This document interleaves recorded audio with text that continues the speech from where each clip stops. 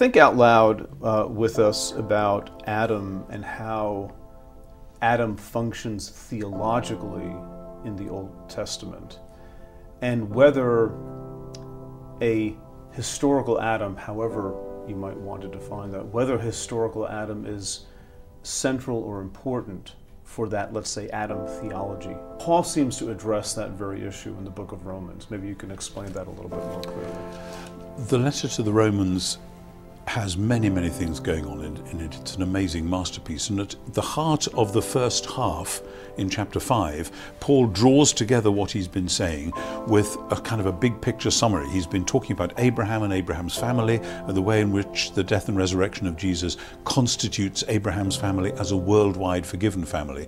And that enables him to stand back from that and say, now look, as in Adam, so in the Messiah. And so Paul is taking us right back to the big picture of Genesis and saying that that whole problem, which started way back, has now been addressed, and more than addressed. God has actually got the project of Genesis 1 and 2 back on track at last, after it had been derailed. So for Paul, it is enormously important, because he knows that the significance of Abraham's family, which he's been talking about in Romans chapter 4, is not limited to who are Abraham's family, but is to do with what were Abraham's family supposed to be there for in the first place. And the answer from Genesis is clearly to deal with the problem of Adam.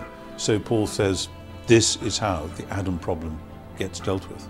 I think Paul says Israel remains the solution. So how does Israel remain the solution? And the answer is that the Messiah represents Israel. He does what Israel was supposed to do. That is the inner logic of Romans chapter 3.